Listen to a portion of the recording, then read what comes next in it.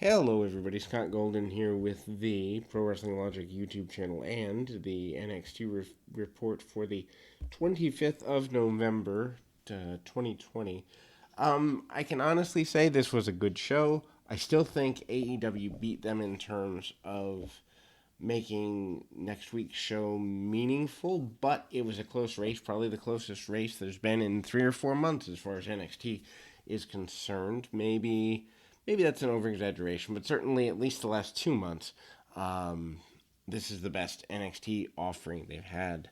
Anyway, Candice LeRae with Indy Hartwell uh, comes out and defeats Ember Moon, which I don't agree with in the sense that you've hyped Ember Moon, you brought her back after like a year and a half on the shelf, right?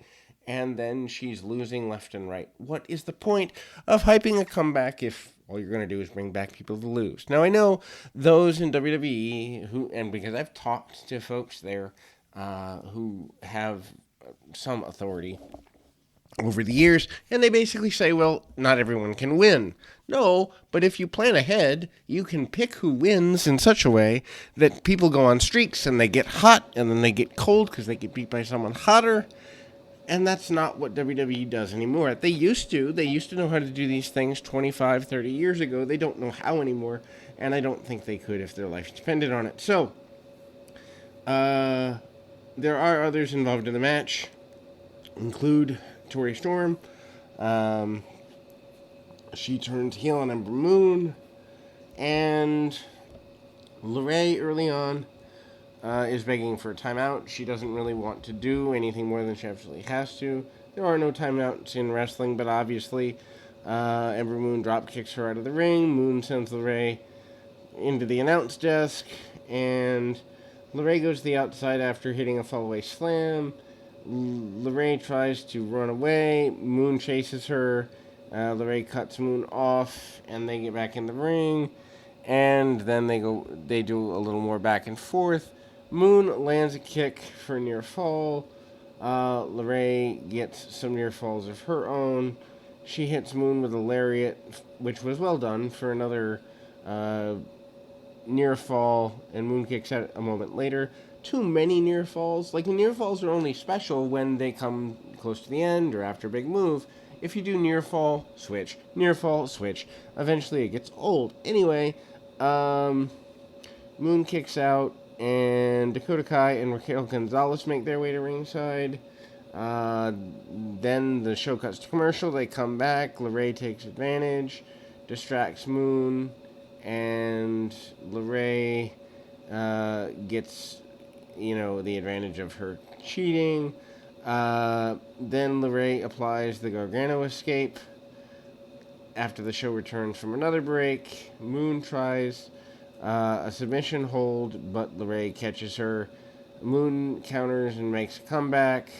Suplex combo led by Moon, and then she goes for a finisher. Hartwell jumps up onto the apron, causes a distraction. Hartwell takes the ellipse from Moon. LeRae super kicks Moon and uses the Wicked Stepsister and scores the pin. Kai and Gonzalez get in the ring post-match. They attack Moon. Tori Storm comes out. We assume to help Ember Moon, but that is not the case. She turns on Moon. Storm attacks her and then throws Moon from the ring. Storm rolls her back in, and everybody leaves Moon laying, and she looks like, well, she's been beaten down like the old scalded dog. There is a vignette that airs for El Legado del Fantasma. I didn't care for it. But I'm not into that whole stable or Legaro or any of it. It doesn't work. Kyle O'Reilly is representing the Undisputed Era in the main event. Undisputed Era enter the arena. And of course, McCaffrey said he's not going to be there tonight. He says this through his podcast. Good cross promotion there. Adam Cole asks if the Undisputed Era looks dead. And basically they tie back to McCaffrey saying that his faction killed the Undisputed Era. And they said they've heard all that before. They're still here. They call McCaffrey a coward for not being there. Uh, they did say they will enjoy facing off against McCaffrey in the War Games.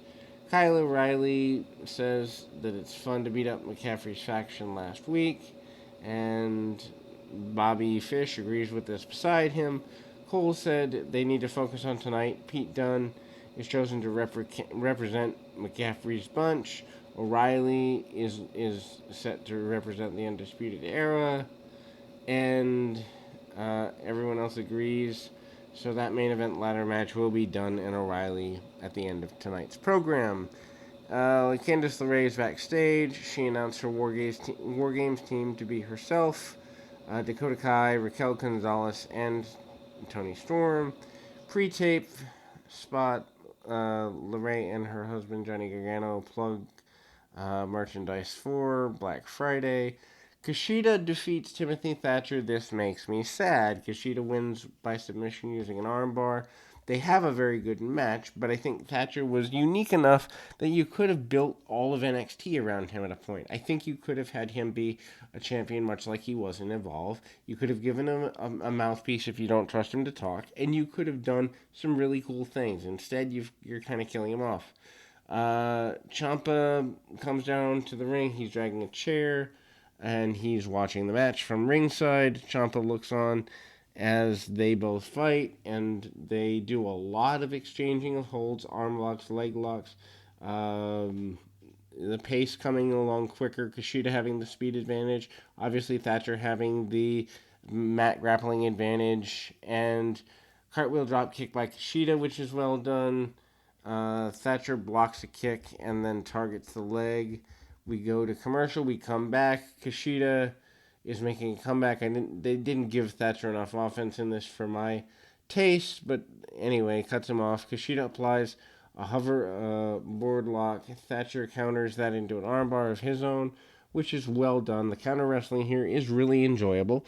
Kushida with a counter gets an armbar, and then Thatcher switches to an ankle lock, and then they switch places, and Kushida has the ankle lock. Kushida gets a near fall off a cradle. Thatcher catches him with a sleeper, and Kushida sends Thatcher to the outside of the ring. Somehow along the way, Thatcher got busted in the nose because he's bleeding from the nose, which I actually think adds to the realism, so I'm all for that. Thatcher takes a shoulder breaker on the floor, and Kushida goes after the arm again, shoulder 2 with kicks and other strikes. Thatcher tries a suplex. Ciampa stands up and slams a chair closed. The sound distracts Thatcher long enough for Kushida to trap him in an armbar, and Thatcher taps out. I don't think Thatcher should be tapping out. Slip over him with a win? Sure, if you have to. But there's got to be a really good reason, and you've got to have Thatcher get his heat back. This was not the way to go. The KO show with Leon Ruff. Ruff is out. He's the reigning North American champion. Kevin Owens in there with him does give him some credibility. They throw to him winning the title in clip form, and Ruff says he's embarrassed by the clip, and Owens joked that the same thing happened to him when he won the NXT title. Not exactly there.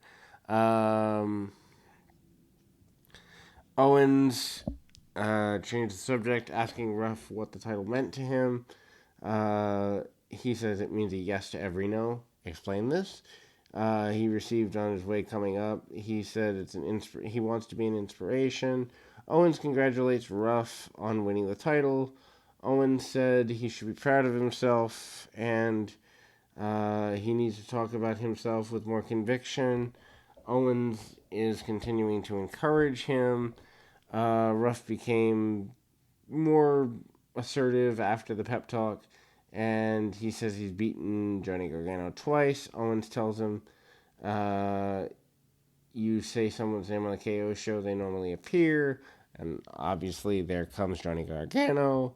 Owens, Gargano gets in the ring, and he basically tears down Leon Ruff verbally, and then Gargano yells that he did not want a stupid chair to sit in, and he throws it out of the ring. Another chair is passed, and he offers another chair, does Owens, which was kind of funny. He screams about not wanting the chair, and Owens said the chair was not for Gargano. He said it's for someone else that will join. Gargano turned his attention to the back to Ruff, and Gargano blames Damian Priest for the loss. Owens chimes in to say that he, basically says when someone's name isn't mentioned, out they come. Priest comes out and cuts a promo saying he's better than Gargano. Owens interrupts to ask if Priest needs a chair. Priest declines this much more politely than Gargano did. That whole running gag is actually kind of funny. Owens asks himself why he keeps bringing the chairs. Gargano shoved Ruff into a chair. Ruff gets in his face. Priest then tells Ruff that he's yet to receive a rematch for the title. And Priest reminds Ruff that he vowed to defend the title against both Priest and Gargano. Owens remarked that it's too bad NXT didn't have a Teddy Long type figure so he could come out and schedule the match. Owens then remembered NXT had William Regal. Again, Owens is dynamic here. I think he's a better talker than he is wrestler, and I think I'd actually wouldn't mind seeing him on commentary on Raw, maybe sitting in for, Michael Cole or Byron Saxton, or both, intermittently, because Samoa Joe is the only credible announcer that Raw has. Corey Graves used to be good, but he's dropped a few notches as well. That's why most wrestling I now listen to muted unless it's from an era earlier than now. The commentary for most shows is abysmal, except JR and Tony Schiavone, but Excalibur at times makes AEW unlistenable too. Anyway, pre-tape of Finn Balor cutting a promo, and we also do officially have the Gargano Priest triple threat for the War Games dealio. Shotzi Blackheart cuts a promo about War Games as War Pigs plays in the background. Cameron Grimes defeats Jake Atlas. Poor Jake Atlas. I like Cameron Grimes, but he's a comedy guy. That's how he's been treated, and they should be doing more with Atlas. Grimes pins Atlas after the cave-in. Match was too short. They go back and forth pretty quickly. Cave-in is quick, gets the pinfall. Dexter Lumis appears out of nowhere, and he grabs Grimes. Grimes recoils and runs away. Lumis isn't done. He throws a package towards the LED. He throws two-way package on the LED screens, and this is meant to make fun of a scared Cameron Grimes. This was just goofy and kind of pointless. Anyway, Lumis also had a blindfold sack from last week, and he pulls out a long strap. Regal makes the match official. Grimes and Lumis in a strap match at TakeOver. No, make it stop. Make it stop now. Okay, so Rhea Ripley gets attacked during an interview. Ripley said she hung with Io Shirai last week, and this is not her leaving NXT. Ripley said she's still NXT and vowed to win the NXT Women's Championship. Candice LeRae interrupted her, and LeRae is joined by Tori Storm. Dakota Kai and Raquel Gonzalez then join on the stage. Gonzalez is carrying Shirai over her shoulders, and I guess that means she's been attacked, laid out, and all that good stuff. Heels surround the ring, and then closed in on Ripley. They beat down Ripley and beat her up pretty badly. Xia Li and Boa in a skirt went to the warehouse where they pleaded for forgiveness and mercy. There's a figure clad in a cloak. And then this was just bizarre. Grizzled Young Veterans return. Everrise, Chase Parker, and Matt Martell are in the ring, and they're attacked by the Grizzled Young Veterans, and that's James Drake and Zach Gibson. They lay out Everrise. The attackers cut a promo, and they vowed to become number one contenders. LeRae is in a backstage interview. Next week on NXT, Raquel Gonzalez against Shotzi Blackheart. The match determines who gets the advantage in the Women's War Games match. Hartwell was with LeRae, and Hartwell is wearing a neck brace. After taking the ellipse earlier in the show, at least they have some continuity and try to make some of the moves matter, so that's a good thing. LeRae helps her into a car. Someone dressed in a Scream costume is sitting in the back seat. Gargano, LeRae, and Hartwell are seen along with the Scream character, and that means they have multiple people part of the group. Anyway, Pete Dunne defeats Kyle O'Reilly in a ladder match to get the advantage for his team in War Games. Dunne wins by climbing the ladder to reach a briefcase hanging above. And now McCaffrey's team has the War Games advantage. Dunne is just incredible. He's probably one of the better. And I've never been a NXT UK fan.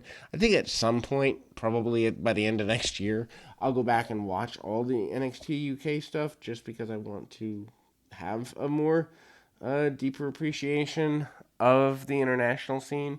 But fitting it into my weekly watching right now just doesn't fit. Anyway, so ladder comes into play. Ladder's bridged between the ring apron and the barricade, and obviously that factors into the finish. O'Reilly takes a rough bump when the ladder gets shoved, and O'Reilly tries to climb, and O'Reilly gets powerbombed into the ladder. Fight continues, and this builds to Pete Dunne suplexing O'Reilly through the ladder. Ouch. And it just falls to pieces and disintegrates under the weight. Dune works over O'Reilly and stomps him. Dune targets his hand, figuring if a man can't grab, he can't climb, he can't climb, he can't win. He used the ladder as a weapon on the hand. O'Reilly gives Dunne the brainbuster on the ladder. Also, not worth the risk. Ouch. O'Reilly climbs the turnbuckle. He leaps off. O'Reilly misses a knee drop. O'Reilly goes flying into the ladder. This allows Dunne a chance to climb. O'Reilly pulls him off with an ankle pick. Dunne hits a kick, and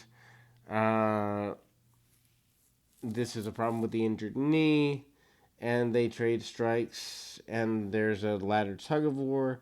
Dunne is struck by the ladder. He goes down. How there's no blood here, I don't quite understand. They both climb down the ladder and trade punches once they climb the ladder again. Dunne reaches for the briefcase hanging in the rafters. O'Reilly cuts him off and reaches for the briefcase. Dunne grabs O'Reilly's fingers and does the finger break spot. O'Reilly falls off the ladder, selling the hand that's been worked over the whole time. This is a really brilliant finish. O'Reilly manages to shove the ladder, and Dunne falls off. O'Reilly climbs the ladder again. Dunne grabs a chair and hit O'Reilly with the chair a few times. Dunne goes up the rungs. O'Reilly tips the ladder over, and Dunne hits an ST plunge onto another ladder. Excuse me there. With a crazy bump. Somebody wearing a mask comes in, dumps the ladder over. O'Reilly takes a bump out of the ring and crashes into the announce desk. And Dunne easily climbs the ladder, pulls it down, and gets the advantage for his team. This is really good. So there's two really good matches. That's why I can't say ultimately that this was like a bad show or anything. I still, in terms of continuity and what I see next week, care more about AEW, but you can't fault NXT for having probably their best show in several months here. Anyway, we'll be back with more right after this.